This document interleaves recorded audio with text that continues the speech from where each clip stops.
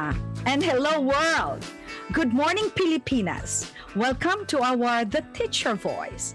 This is an hour show that aims to give teachers the opportunity to talk on air about their unforgettable journey, their thrilling,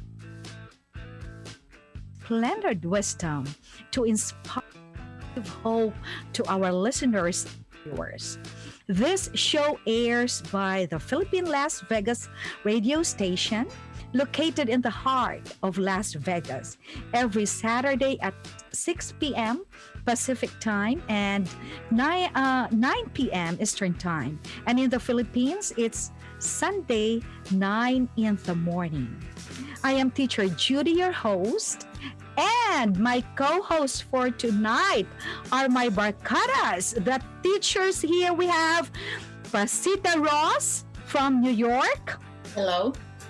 And Tita Lilia Juele, they both from New York, guys.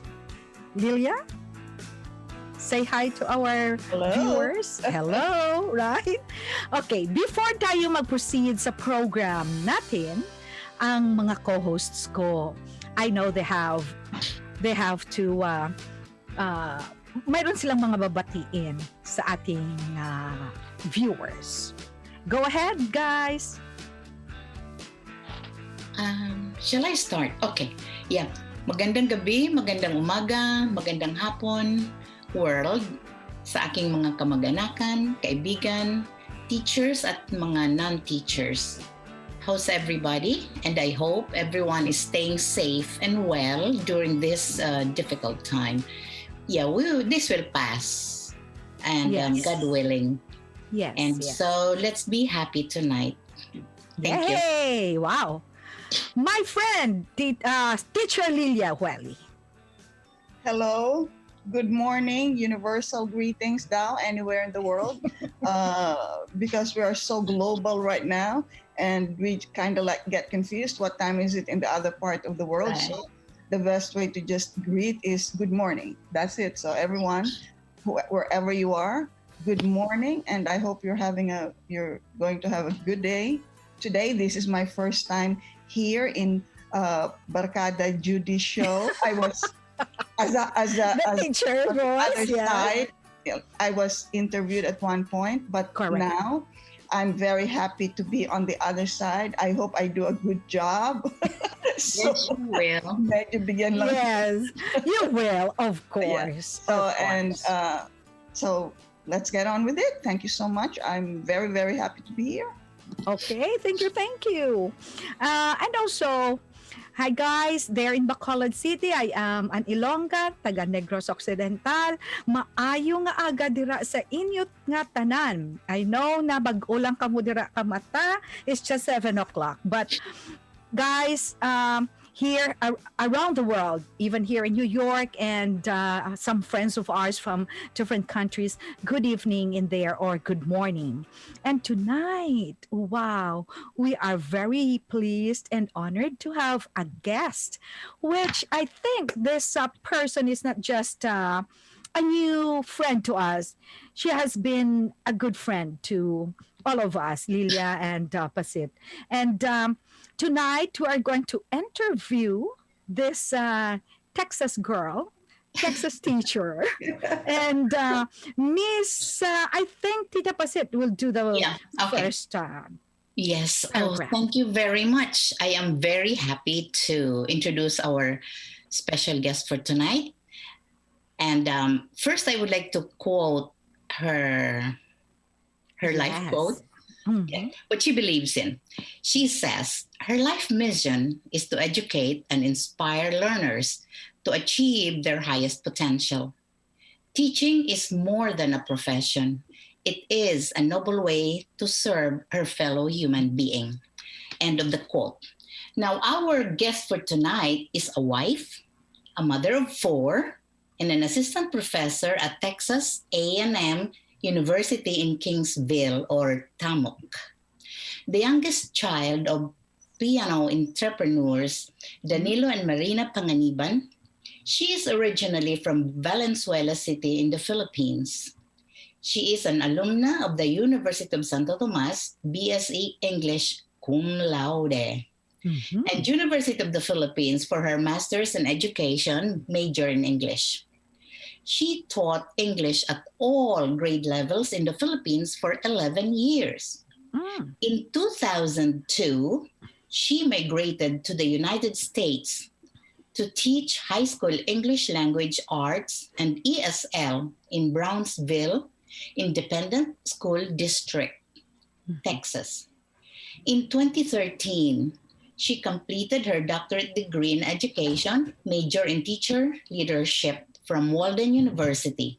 Mhm. And later, she joined Texas Southmost College in 2014 to teach ESL prior to joining TAMUK in 2015. Lilia, your turn. Yeah. Thank you very much, Chid. So if I may continue, uh, she currently teaches reading education courses in the Department of Teacher and Bilingual Education and serves as the program coordinator of Masters in Reading program in TAMUK. In 2017, she was awarded Ulirang Guro by the Association of Fil-Am Teachers of America, and in 2019 was recognized as Teacher Educator of the Year by the Texas Association for the Education of Young Children for her contributions in the field of education. She actively conducts research, has published academic papers, and makes local, state, national, and international presentations. Her most recent publication focused on the lived experiences of Filipino migrant teachers in South Texas. She enjoys sharing her Filipino heritage with her colleagues, students, and friends. During her free time, she enjoys relaxing at home with her husband, Joseph, and her children, Danelle, Elise, Bea, and Angelo. She is a voracious reader and loves walking and watching documentaries. Ladies and gentlemen, it is my pleasure and honor to introduce to you Dr. Olivia P. Modesto. Dr. Olivia, Hey, hi, good evening. hello, Thank thank you for you. coming. Thank you so much. It's really a privilege and an honor to be invited. Maraming salamat po. At this Yes. is fun. This is Yes, this so is really exciting. fun. This is very, very fun. It is because we're going to grill you. No. But I think you have something to, to greet your friends there back home or families. You can do it now. Yes, maraming salamat po. Hello po sa lahat ng mga kaibigan at pamilya ko sa Valenzuela muna. Yung mga kaibigan ko po doon. No? Dahil doon po ako pinanganak sa Valenzuela City. At talagang, though ang parents ko po, they hail from Navota City. Pareho sila sa mami ko at ang daddy ko. So, ang susunod kong babatiin yung aking mga kamag-anak naman po sa Navota City.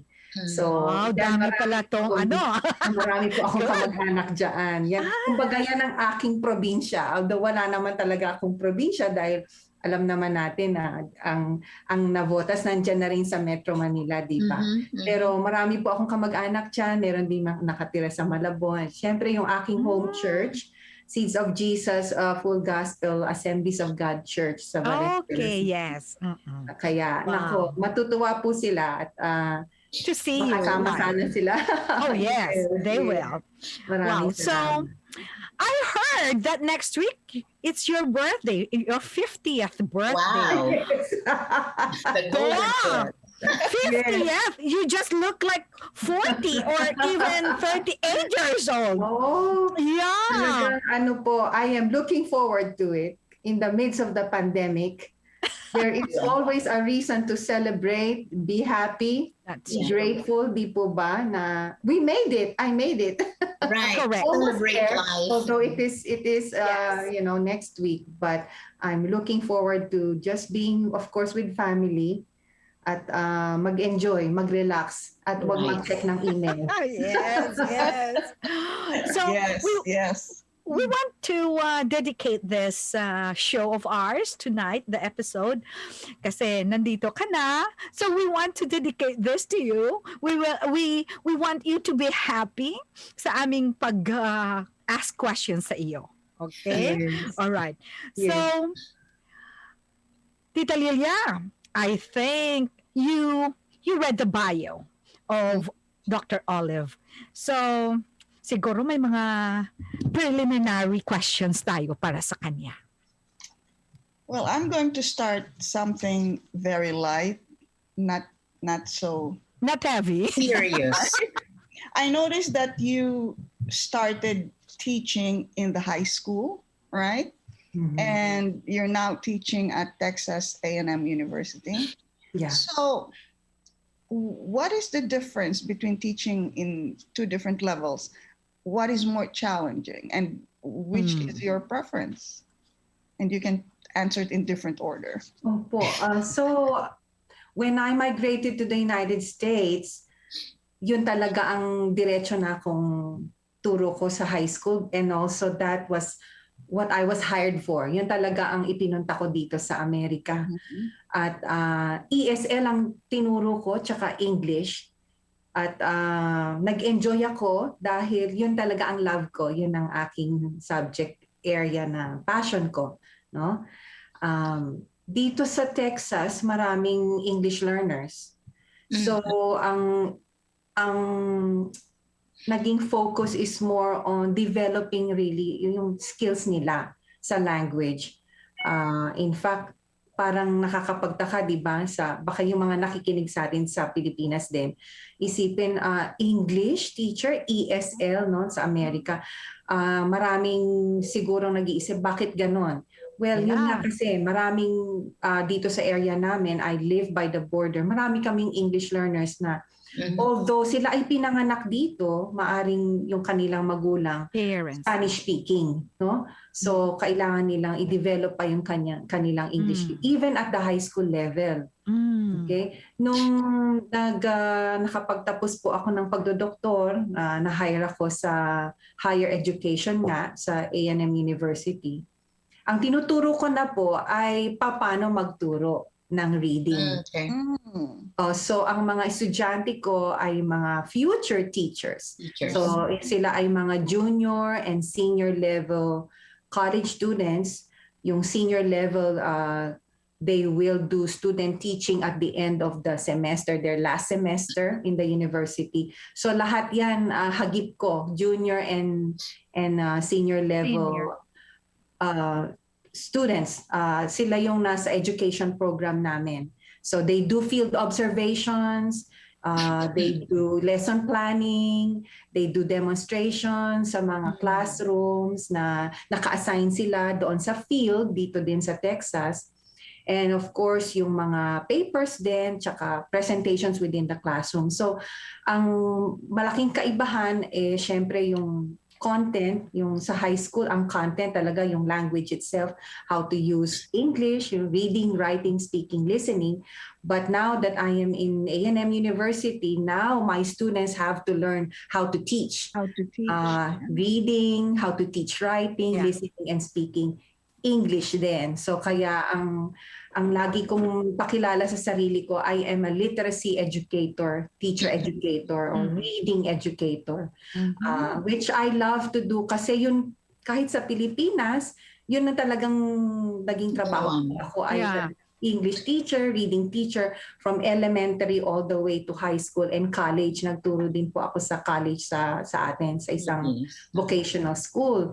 At nung napunta na ako sa university, so nakukuha ko yung experience ko both sa Pinas at saka dito sa Amerika na ipapasa ko na ngayon sa mga estudyante kung gusto namang maging teacher. Yan. So, Olive, I have a question. Yeah, you taught English language arts sa Pilipinas, right? For 11 years or something? Yes. Yeah, so now, and then when you came, you did the same, and you also taught ESL as we know it, English as second language. Now, would you tell us how would you compare teaching English in the Philippines and teaching English here in your classes here sa Texas? In terms of content, wala akong masabing major difference. Okay, that's right. Kasi yung curriculum po natin sa Pilipinas, kasama din yung nung ako'y po nagtutura, no? May reading, may writing, no? Yeah. Hindi masyado Speaking, siguro yung speaking, pero mainly yung reading, no?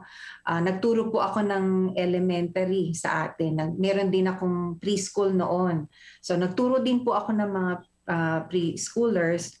Tapos nagturo ako ng high school na considered sa atin dito sa Amerika, middle school, di ba?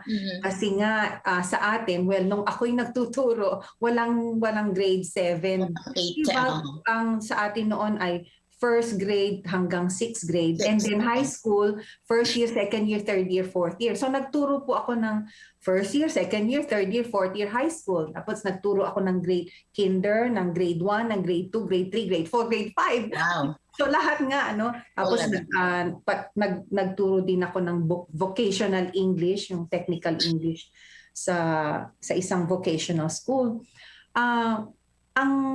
Ang kaibahan kasi dito, ang training ng mga teacher, marami tayong tools at strategies na hindi ko masyadong nagawa doon sa Pilipinas.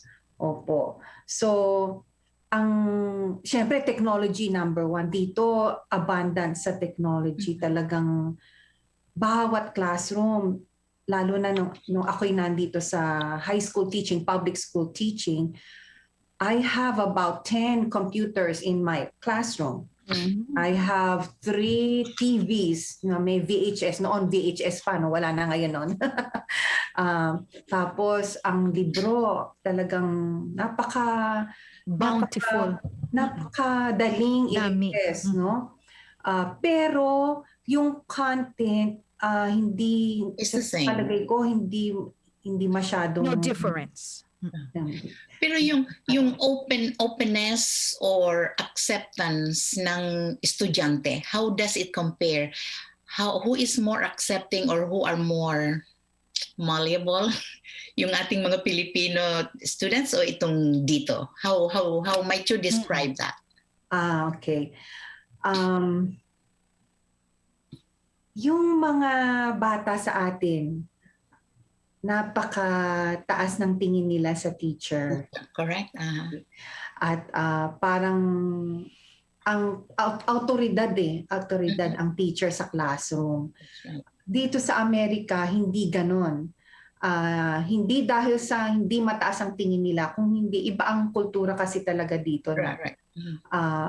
Ang teacher, hindi sila consider na parang pangalawang magulang dito. O yun ang naramdaman ko, no? Isa silang professional sila, no? And they have to do their job. Ngayon, kung in terms of receptivity, yung mga estudyante ko sa Pilipinas, dahil ang tingin nila sa akin ay I am an authority figure, madaling pasunurin. Okay. Bigyan mo ng seat work, or assignment, gagawin nila. Kasi sila yung mayroong kaunting takot dahil nga authority figure ang teacher. Pero dito, hindi masyadong madaling pasunurin. Kailangan talagang isipin mo mabuti paano mo sila i-motivate, paano mo sila i-engage, you have to win them over. Right. Win them over to your side. Hindi po pwede yung ikay boss. Tapos kailangan gawin nyo kasi sinabi ko hindi ganon. Gagawin nila kasi in-explain mo sa kanila kung bakit, in-explain mo kung para saan, actually may magsasabi pa nga na why should I do that? Why do I have to do that? Right. So to avoid such conversation, you have to plan your lessons well, you have to plan your activities, and you have to present yourself as somebody, not as an authority figure, but somebody who cares, for you because you're gonna take a state exam at the end of the year or towards the end of the year, and I want to help you pass because I want you to succeed. Okay. So hindi yan authoritative. That is more of winning them over, making them trust you, that you are on their side rather than ako ang boss kaya dapat sumunod kayo. I don't have to explain why. So not because they're not receptive, iba yung kanilang attitude. Exactly. Yun. Iba yung sa Pilipinas, yung attitude ng mga kabataan natin sa Pilipinas. Although, of course, matagal na ako nandito. This is my 19th year sa United States. So, hindi ko na rin alam masyado kung ano ang attitude ng mga kabataan sa atin ngayon sa Pilipinas. So, I hope that they maintain that attitude that teachers are to be respected and they are like our second parents. Yes. And also, how many, I know that there are so many Filipinos also in Texas, right? So in your school or, for 11 years or 12 years that you did teach in that school, how many Filipino populations and question number 2 is, anong mga lahi or race ng mga students mo na dami? Okay, so I have taught 12 years sa Brownsville Independent School District, high school.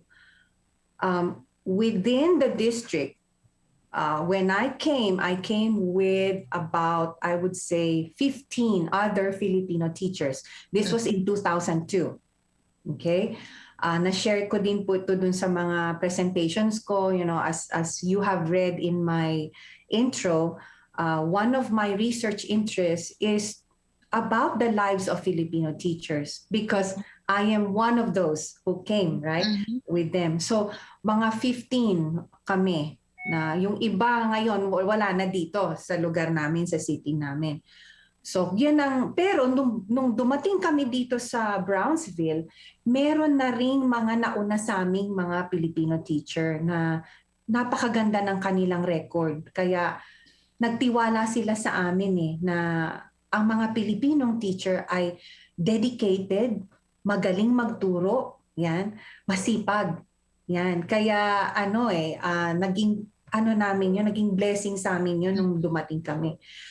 In terms of families, dapat pala natanong ko sa mister ko kasi my husband is the president of the Fil-Am Association here. Hindi ko mabigay ng eksakto kung ilang pamilya ang Pilipino dito sa aming lugar, sa aming city. Pero marami-rami kami and karaniwan sa mga Pilipinong nakatira po dito ay doktor, teacher, physical therapist, nurse, professionals. Yun po, yun karamihan na nakatira dito. Ngayon, ano pa po yung tanong ninyo? Ang tanong ko, sa school ninyo, mga how many Filipino students? Yung nasa public school, wala akong Filipino student. Ang demographics dito, ang mga lahi ng mga bata ay 99% Hispanic. Okay. Nasa border kasi sila eh. Yes. Nasa border po kami ng Mexico. Wow. So, what made you be very effective in teaching this ESL that you came from the Philippines, and then you are very effective in there. You were. Yes. What are some strategies and methodologies that you imparted to them? I think number one is I tried my very best to connect with them. Correct. Yung malaman ko sino ba sila, ano bang ugali nila. Yung sinasabi ko kanina na win over ko sila sa aking side. Yun ang first kasi hindi ko madala at hindi ko pwedeng dalin kung ano yung klase ng turo ko sa Pinas dito sa Amerika. Kailangan kinailangan kong makisama sa estudyante. Hindi yung sila ang makikisama sa akin. And when I say makisama, yung malaman ko kung paano ba sila kausapin, paano ba sila didisiplinahin. Kasi syempre, di ba, meron tayong classroom discipline. So, yun ang una, yung mapagtiwalaan ka ng bata, ng estudyante, na itong tao na to, although she looks different, di ba? Natural na iba ang itsura nating mga Pilipino sa kanila, no? Ang ilong natin, ang buhok natin, ang figura natin, na kahit siya'y kakaiba, naiintindihan niya ako. Yun ang ano, naiintindihan ako ng teacher ko na hindi ko alam tong word na to, hindi niya ako papahiya, no? Hindi niya ipapamukha sa akin na ako'y hindi ko talaga alam, no? Yung gentle kang mag-correct. Although firm ka rin, may mga classroom rules ako na nakalagay sa bulletin board, no? Ini-implement ko 'yon. So merong you care and yet you're firm. Yun ang una kong inano sa kanila. Yun ang pinadama ko sa kanila, no? Pangalawa, kung ano yung pangangailangan nila, doon ko sila mini-meet. Kasi alam natin ang teacher may standard tayo, no? May curriculum tayo, may sinusunod tayo na standard. Correct. Pero marami sa mga estudyante ko hindi nila kayang abutin yun dahil napakataas. May darating sa aking bata, walang English, zero. Zero English. Paano mo tuturuan yun? Paano mo siya ipapaabot doon sa standard? Wala ngang English na alam. Yan ang reality ng ESL teacher. So meron akong beginner, meron akong intermediate, merong advanced, may advanced high. Hindi palaging advanced ang nakukuha kong bata na marunong ng mag-Ingles. So pag ganun, natural, ako ang mag-a-adjust. Ako ang gagawa ng paraan paano kami magko-communicate. Hindi naman ako marunong mag-Espanyol. So parang this is so cool. magiging flexible ka talaga at saka yung frustration level mo hindi po pwedeng laging mataas. Ibaba mo na lang yung level mo na ganun talaga ang sitwasyon, hindi marunong mag-Ingles. So gagawa ka ng paraan. So nag-o-order ako ng program, yung mga computer program, nag-order ako ng mga libro na may mga pictures, na mga pangalan ng pagkain. Kasi nga, yun ang kailangan ng bata. So kung nasaan ang bata, doon mo siya katagpuin. Where the child is, that's where you meet and you adjust. And then, sooner or later, lalo na kung nagtatagal ang estudyante sa akin, nakikita ko sila nag-i-improve, nagbo-bloom, yung nakakagawa na ng sentence, nakaka-construct na ng paragraph. Maniwala kayo, may bata na sasabihin sa akin, may dalang libro, I don't know, I don't understand this. Ninth grade, ninth grade. Libro, ninth grade, hindi naman ako nagbibigay ng mas mataas na level na libro. Alam niyo, ang gagawin ko, okay, wait, I'll have time for you. Sit right next to me. Nasa teacher's desk ako. Sit right next to me and we will read the book together. So, ang gagawin ko, yung first paragraph, babasahin ko. Ito yung mga... sa atin, no? Ako, no? English teacher ako. So, babasahin ko yung first paragraph. Pagkabasa ko, explain ko sa bata. Alam mo ba, ganito ang sinabi ng paragraph. Ganito. Second paragraph na tayo ngayon, babasahin ko na naman. Sa kanya, nakikinig sa akin. Ninth grade, high school ito. Tapos, i-explain ko naman sa kanya, ganito naman. Ngayon, ikaw naman ang magbasa, third paragraph. Magbabasa na siya. Sige nga, naintindihan mo. Tingnan ko nga kung anong sa tingin mo naintindihan. So good. Yung pala, yung batang yun, ang gusto lang niya, sa totoo lang, support lang. Na never pa siyang nakahawak ng novel Yung mga bata ko dito minsan, nakarating ng high school, hindi nakapagbasa ng buong libro. Sad to say. No? Tapos, dahil hindi nila alam paano i-handle yung buong libro, akala nila napakahirap naman ito, na-overwhelm sila. Pero kung isa-isahin mo, paragraph by paragraph, nakikita niya, ganun pala, kailangan pala mag-pause ka, o may dictionary pala pwede. Kailangan i-model mo sa kanya. Alam nyo, kalaunan, yung bata na yon, lagi ko tong kinukwento sa mga estudyante ko. Kalaunan, on her own magbabasa na siya. Kasi you spend time with her to model, ganito lang naman yan. O, yun. Hindi yung, ano ka ba, 9th grade ka na, hanggang ngayon hindi ka pa marunong magbasa. That's O, terrible. di, But Olive, turn off na yung bata. pero Olive,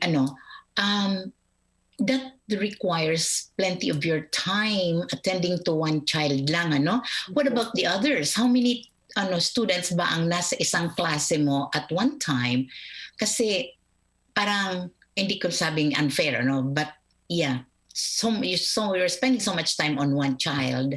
Parang individual tutoring na yun, di ba? Yes. Kasi wala nga po akong wala akong assistant sa class. Yeah. Talagang para matutukan ko gano'n, talagang it takes a lot of time. Pero maliliit kasi yung klase ko eh. Oh, okay. Yun ang kaya naging advantage ko po iyon. All right. Okay. That's good. Pero I'm sure kung meron kang 30 in one class, Oh no. 25 in one class, Can be hard. but still I know there are teachers who stay after school Right. to help. Ganyan ka-dedicated. ang Dedication. And this is very good, especially for those teachers who are there in the Philippines, that they have the desire to come to America. And we can get lessons from Olive in here on how to win the students. Yes. As what I remember the last speaker or interview we had, it's Miss Finley, Esther Rose. She mentioned that she has been here for long time already.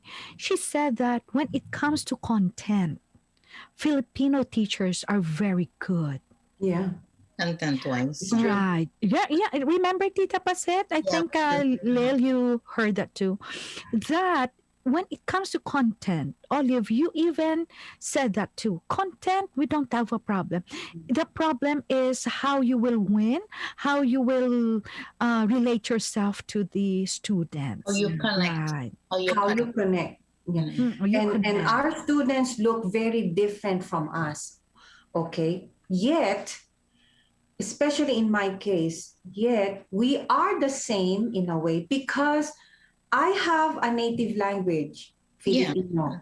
They have their native language. Correct. Spanish. You understand them, yes. So, sinasabi ko sa kanila, well, I am just like you. So, meron na agad Relation. Connection. and I would say, I did not learn English or I did not speak English at home. My parents did not speak English to me at home. So doon pa lang, naiisip na ng bata, hope, yun ang naisip ko na, hindi naman siya ganun kakaiba sa akin. Pareho lang. Diba? O, kahit na yung mga native speaker ko, hindi ako nakadama na mahirap silang i-win. Kasi meron naman din silang curiosity about me. Saan ba galing tong teacher na to?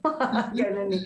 Ano ba yung Philippines? Maraming bata hindi alam kung ano yung Philippines eh. Kung saan yun eh. Akala nila Chinese ako. Oh. That's regularly their impression. I think, Leo, you have something to ask. Yes. Napansin ko lang, no? Napakagaling mo mag-Tagalog. Maybe I know. Taga Bulacan, Valenzuela, Bulacan. Opo. And I'm envious sa mga Pilipino na pag nagsalita ng Tagalog, katulad mo, na dire-diretso. Very fluent. Walang Taglish. Kasi di ba talaga, hindi mo matanggal yung Taglish. And I think, tama, nagtatagalog ko. And then I think, instead na sabihin ko na iniisip ko, like I'm watching myself right now. And nakita, I'm not sure, do you call it a skill that you can really speak in fluent Tagalog like that? Because the sound is so beautiful na walang halong Taglish. Opo. Sabi ko nga, kaya minsan hindi ako nagtatagalog kasi pag tinataglish ko, hindi ko masyadong gusto yung tunog. So either pagka hindi ako makapag-English pag hindi ako makapag-Tagalog ng diretso, mag-i-English na lang ako because I want it to be Correct. fluent You like will be that, just like the way you're doing it. Kasi I think one of the criticisms sa atin is we really don't speak properly in Tagalog or, I think some of us, as a matter of fact, are better English speakers than Tagalog speakers because pag hindi ka naman taga Manila, like Miss Cañete here, and my husband, hindi talaga sila makapag-fluent. Pero your Tagalog is like music to the ears. Yeah. Like That's so I have to nice. say Yeah, that. that's true. Napakaganda ng Tagalog na diretso and hindi ka nag-iisip, talagang it's very beautiful, I have to say. I Salamat know. It's beautiful. Well, Tagalog talaga ako and this is a little fact about me. Talagang ang gusto ko po ay maging Filipino major. Yan ang talagang una kasi sa UST, ganito po yan, kwento ko lang, no. Yung yung Filipino majors hindi pang umaga. I'm a morning person. So, sabi ko gusto ko Filipino major sana ako, pero yung English majors pang umaga sila. Umaga. Okay. Kaya Napilitan ka. pero nung high school pa lang ako, talagang passion ko na ang English. No? Yan ang favorite subject ko eh. Kahit tanongin niyo yung mga kaklase ko na Filipino. Tagalog? Yeah. English ang favorite subject ko. Okay. Pero nung mag-major na ako sa college, gusto ko sana maging Filipino major. Pero dahil nga isang factor yung Filipino major panghapon, English major pang umaga. Yung English major. Kaya, pero talagang Tagalog ako eh. Pinanganak ako sa Valenzuela, Bulacan pa noon. Bulacan. Sa Pilipinas tayo talaga native, nationalistic. Talagang ang problema nga, ang challenge ngayon is yung science education. Sabi ko, paano mo itatranslate ang science tsaka mathematics? They're really trying their best. But honestly, even those who are speaking in Tagalog, I listening to you, you're like, para kang hindi umalis sa Pilipinas. Yeah. Pero may mga sulat pa ako ng Tagalog, may mga tula akong Tagalog. Mahilig kasi akong magsulat. Oh, that's wow. Yes. But they're very... Can you recite one quickly? Naku, hindi ko na, meron akong sinulat. Ipapadala ko sa inyo. Meron akong sulat na ang dalawa kong kaibigan, panitikan at musika. Yan totoo. Kasi pag ako'y naglilibang ko, pagbabasa at pakikinig ng musika. Kaya yung title ng tula ko, Dalawa Kong Kaibigan. Okay. Which is, dun sa tula na yon, dinidescribe ko na ang kaibigan ko ang musika at panitikan. Oh! What is panikan? Panitikan. Panitikan is literature. Panitikan. Panitikan. Panitikan. Oh. Tagalog, ano pa? Balarila. Ano ba sa Pilipinas? Balarila, which is Balarila is drama. Panitikan, which is literature. That's a lesson for you. Oh, wow. So, magkaroon tayo ng ESL Class. Pero Olive, meron akong i-question. Paano ka nakapunta dito sa Amerika? I mean, what made you decide to come? Yung plano po naming mag-asawa, ang talagang dapat napupunta po sa Amerika, yung asawa ko. Engineer kasi siya. Kaso nung 9/11, hindi maganda ang prospect para sa kanya. So, naiba. Sa katunayan, meron ng tatak ang kanyang passport ng H-1B. Wow. Nalakad na siya as engineer dito rin sa Texas. Kaso nga, hindi gumanda ang ekonomiya, bumagsak yung ano na yon, oportunidad na yon. Kaya ang napunta sa akin kasi nung mga panahon na 2002 yan, 2001, malaking balita sa Pilipinas yung recruitment ng teacher sa Amerika . So nakapanood siya ng interview ni Ray Langit sa isang recruiter. Doon niya nakita yung information na open ang Amerika sa mga Pilipinong teachers. Ni-research niya yon. So sinabi niya sa akin, ako naman ito, ang isip ko, English teacher sa Amerika, paano naman mangyayari yun? Siguro nila kailangan ng English teacher dito. Pero ang totoo, yun ang kailangan kasi nga dito sa border, kailangan ng ESL teacher. So hanggang sa, ang naging daan through the recruiter, no? Yung nakarating ako dito. Pero ang talagang dahilan, ay syempre, yung pagkakataon na handyan, na nakabukas ang pinto para sa isang katulad ko na nag-qualify naman sa mga requirements ng district at ng recruiter, no? At para hindian ko, parang hindi yata maganda yon. Nandiyan na ang pagkakataon, sinunggaban ko na. Kasi iniisip naming mag-asawa na baka hindi na bumalik yung pagkakataon na magbubukas ang pinto para sa mga Filipino teacher. Kaya yun ang desisyon namin. Nauna ako, iniwan ko sila, yung anak ko noon, 3 babae.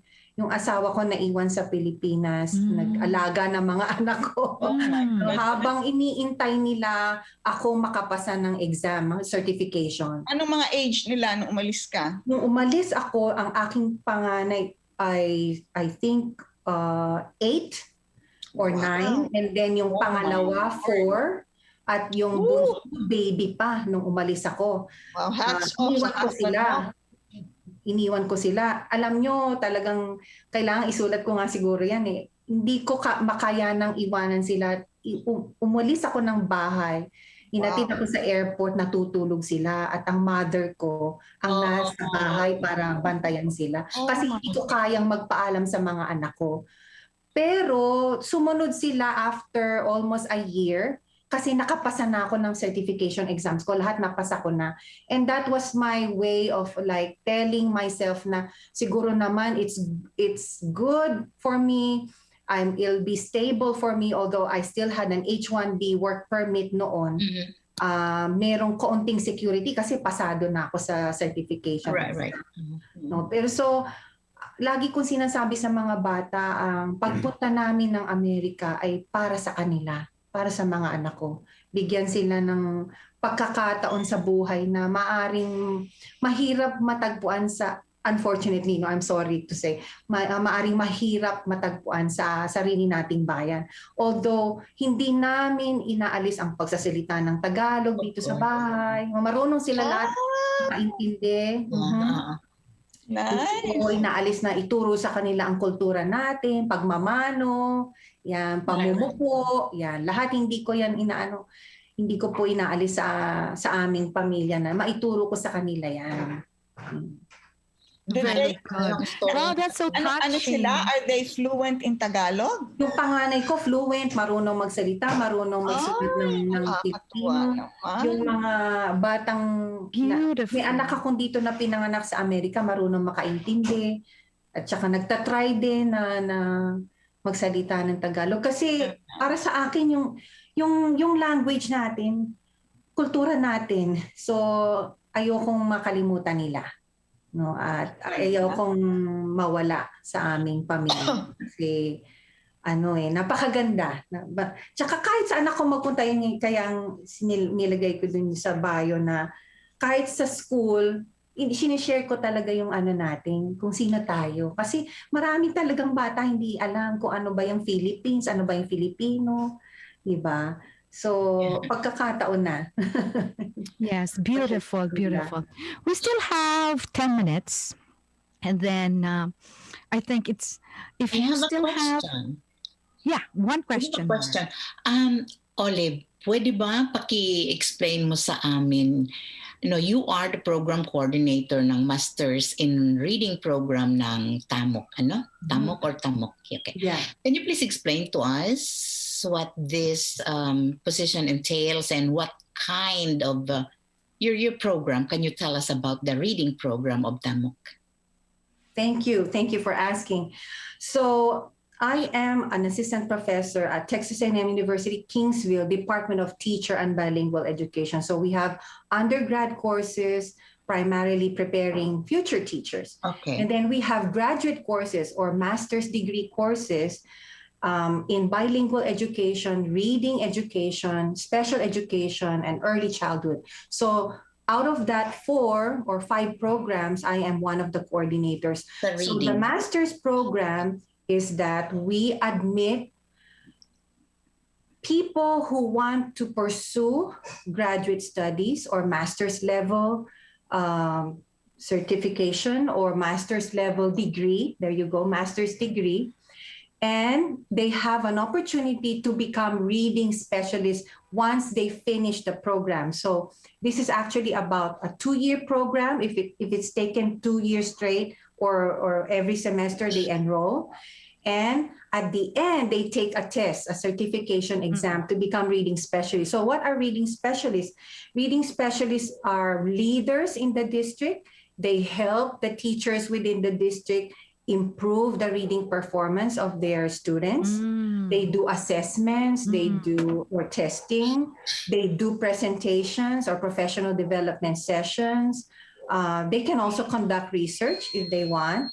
But essentially, a reading specialist is a leader in a district, or not really in a campus, but more of a district level administrative, semi-administrative position. So my students in this program, because I also teach for the program, are actually teachers. They're graduates or certified teachers wanting to complete a master's degree and eventually become reading specialists and become leaders in their school district. Right. Yeah, so it's really a good program because these are for people who want to continue growing professionally.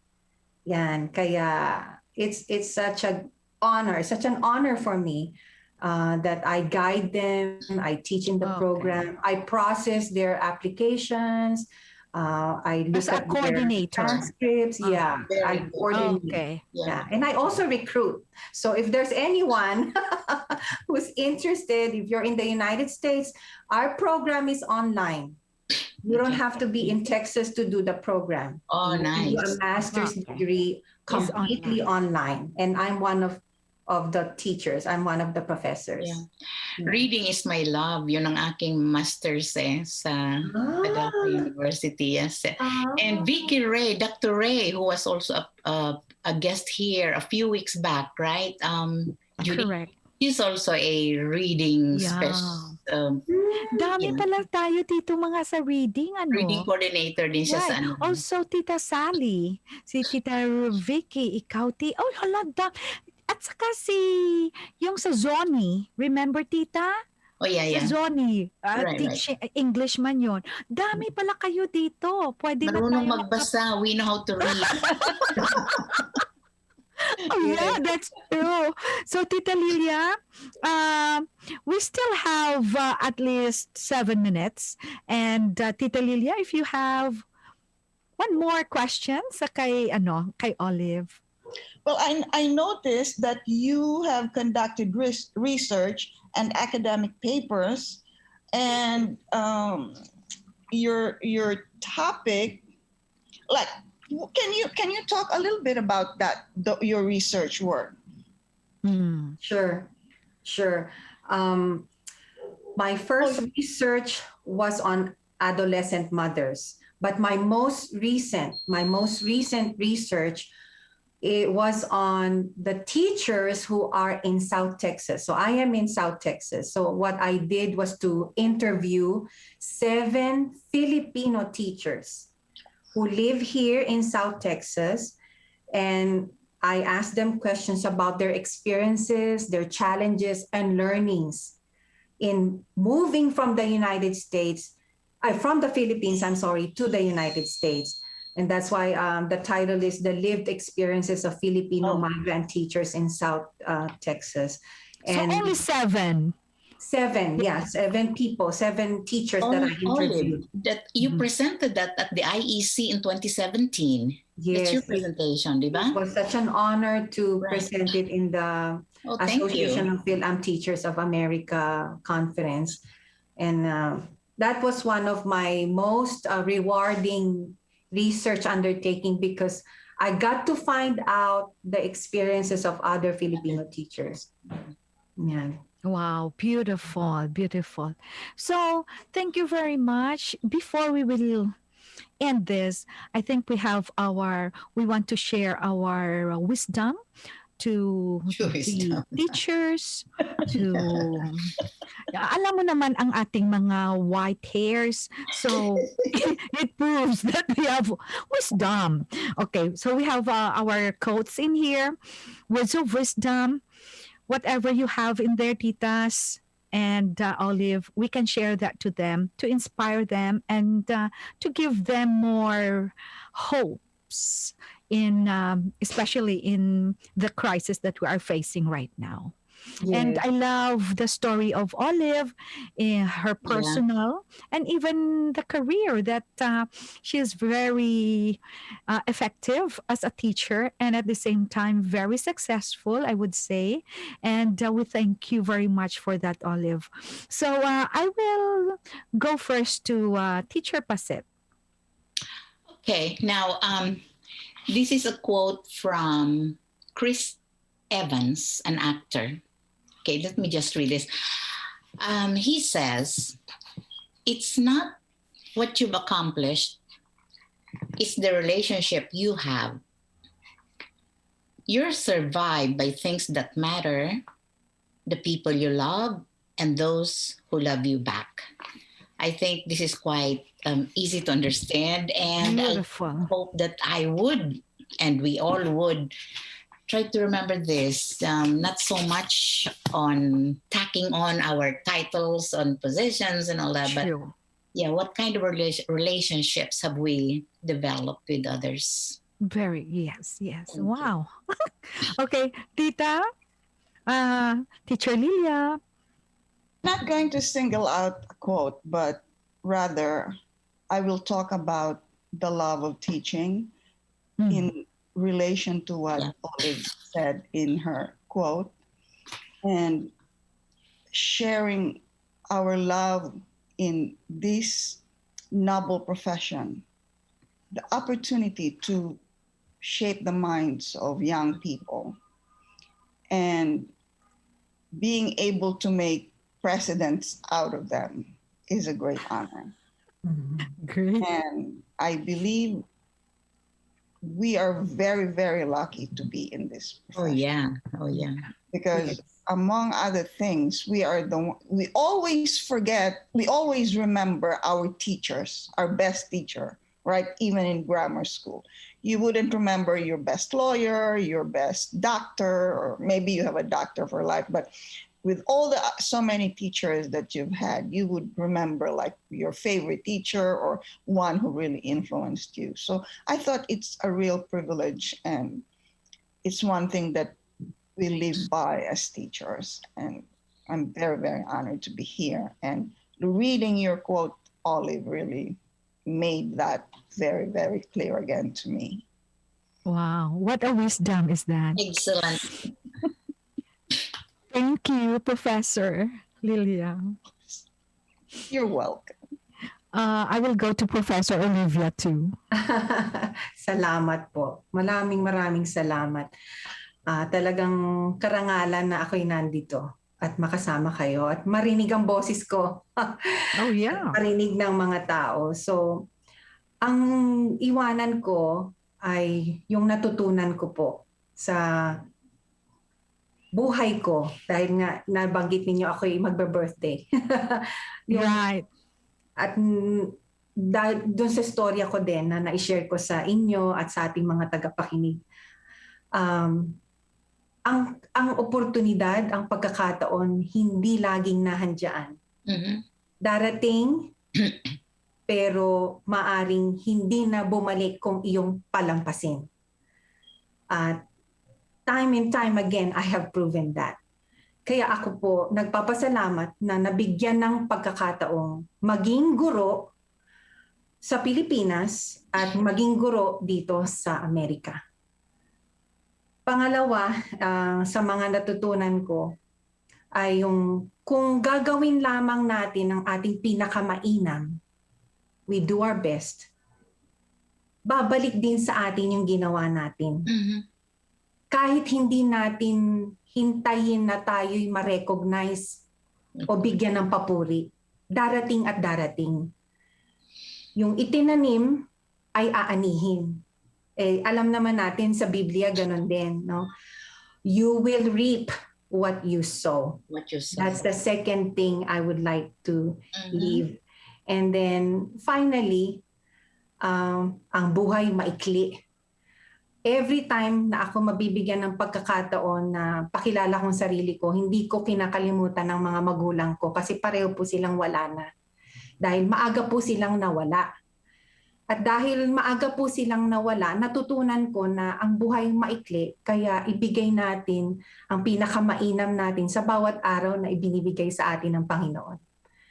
Kaya maraming salamat sa pagkakataon na ito. At, Welcome. Wow. Welcome. Beautiful message is It's that. our privilege. Beautiful, beautiful. Mine is this. We have our own stories, and our stories can be beautiful. It could be bad, but everything is in God's purpose. And if we have our successes in life, it is because that it is not because of us, as what Olive mentioned. It is because that it says in here in Proverbs 3:5-6, trust in the Lord with all your heart and lean not on your own understanding. In all your ways, acknowledge Him, and He shall direct your path. I think lahat tayo na we experience this, that all the successes that we have, this is not all from us. It is just all the blessings from the Lord. And if we will put our trust to God, He will direct our path. Thank you very much, Olive, Teacher Pacita, Teacher Lilia. It is a beautiful night, and before we will end this, as what I mentioned, that this show is dedicated to Dr. Olive Modesto for your 50th birthday. Happy birthday! Happy birthday, Tita Lilia and Tita Pacita. Olive, thank you very much. Thank you. And Thank you po. PHLV, Johan, thank you. Thank you, Johan. God bless. All right. God bless. Bye, guys. Bye.